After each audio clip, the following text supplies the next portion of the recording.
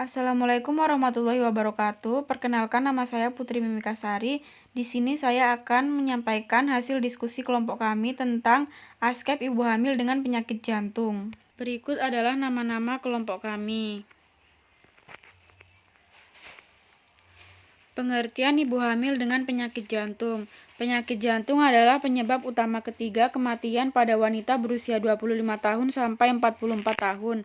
Kehamilan dengan penyakit jantung selalu saling mempengaruhi karena kehamilan dapat memberatkan penyakit jantung yang dideritanya. Penyakit jantung dapat mempengaruhi pertumbuhan dan perkembangan janin dalam rahim. Klasifikasinya terbagi menjadi 4, yaitu yang kelas 1, pasien tidak terbatas dalam kegiatan fisik.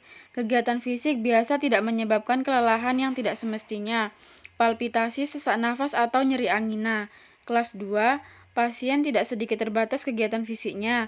Kegiatan fisik biasa menyebabkan kelelahan, palpitasi, sesak nafas, atau nyeri angina. Kelas 3, pasien jelas terbatas dalam kegiatan fisiknya.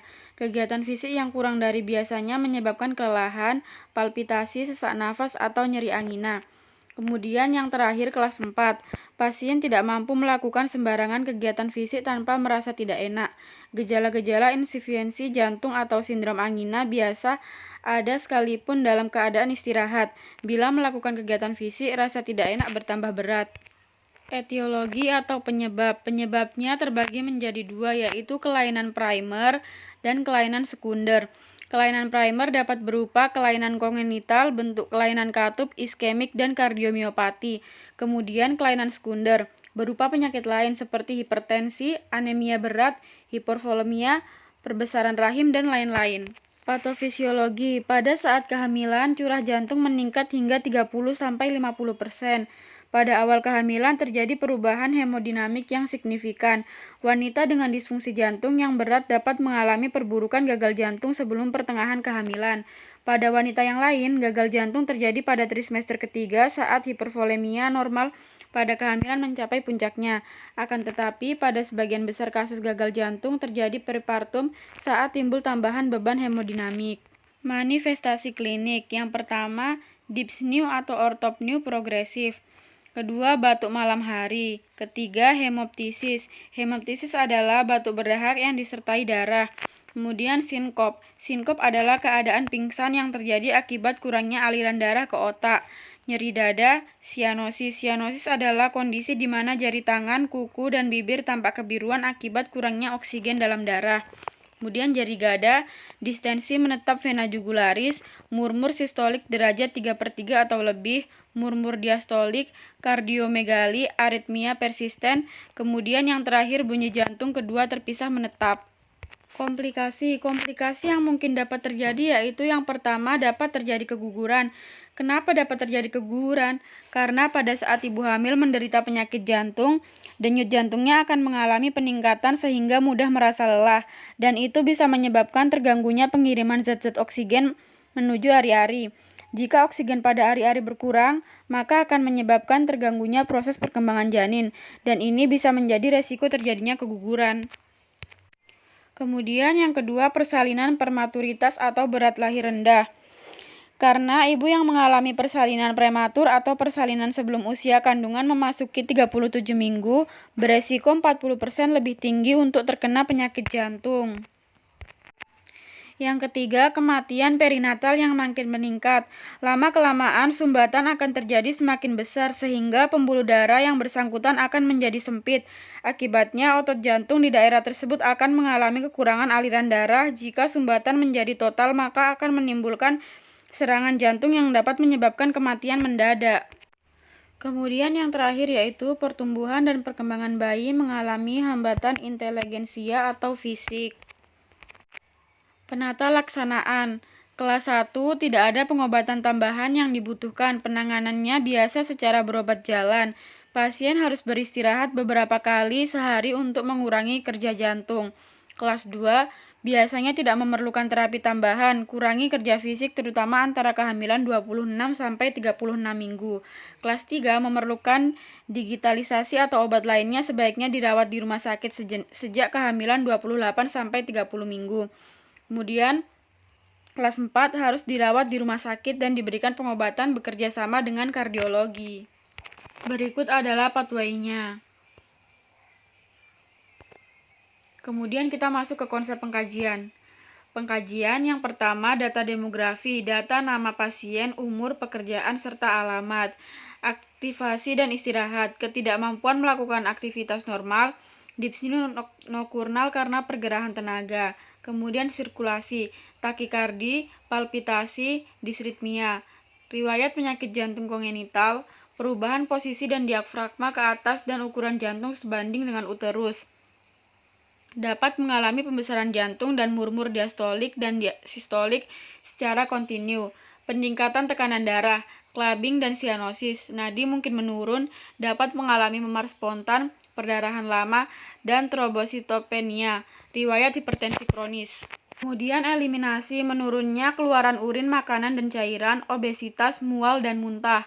Kemudian malnutrisi, diabetes mellitus, dapat mengalami edema ekstremitas bawah. Nyeri dan rasa nyaman, dapat mengeluh nyeri dada dengan tanpa aktivitas. Kemudian yang terakhir pernafasan. Pernafasan mungkin kurang dari 14 kali per menit. Krkel, hemoptisis, tachypnea, dyspnea, dan ortopnea. Pemeriksaan penunjang EKG untuk mengetahui kelainan irama dan gangguan konduksi.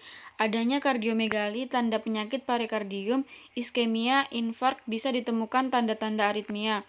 Elektrokardiografi, hasil pemeriksaan elektrokardiografi sebagai contoh karena pada kehamilan lanjut diafragma terangkat. Rata-rata terjadi deviasi 15 derajat sumbu kiri di elektrokardiogram. Sedemikian rupa sehingga dapat ditemukan perubahan ST ringan di sadapan inferior. Selain itu, kontraksi prematur atrium dan ventrikel relatif sering terjadi. Kehamilan tidak mengubah temuan voltase. Ekokardiografi, metode yang aman, cepat, dan terpercaya untuk mengetahui fungsi dan anatomi bilik, katup, dan perikardium. Luasnya penerapan ekokardiografi, sebagian besar penyakit jantung selama kehamilan dapat diagnosis secara non-invasif dan akurat. Diagnosa keperawatan. Yang pertama, penurunan curah jantung berhubungan dengan perubahan kontraktilitas, perubahan frekuensi jantung. Yang kedua, resiko penurunan perfusi jaringan jantung berhubungan dengan perubahan volume sirkulasi. Yang ketiga, defisiensi pengetahuan berhubungan dengan keterbatasan kognitif.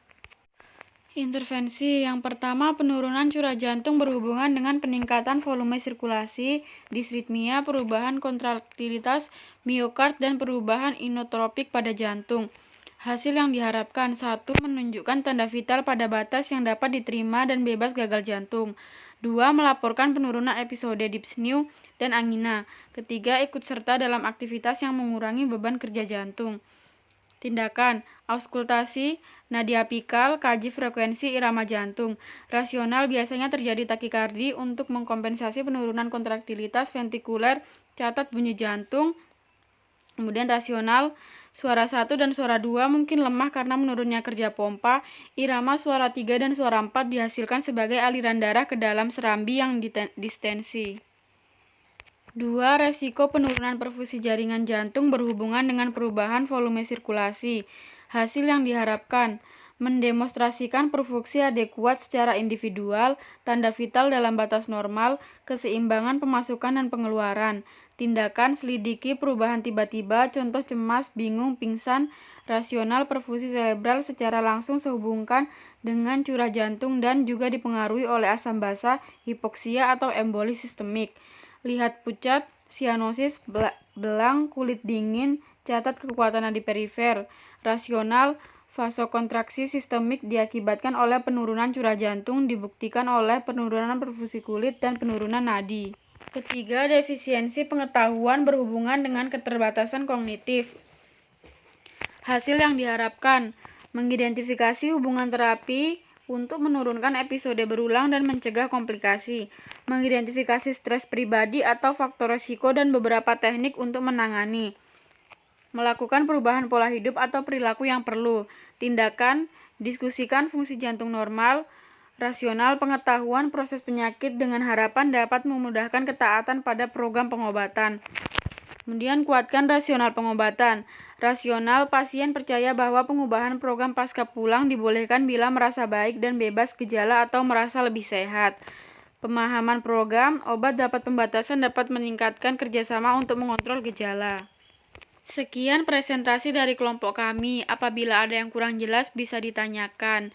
Wassalamualaikum warahmatullahi wabarakatuh.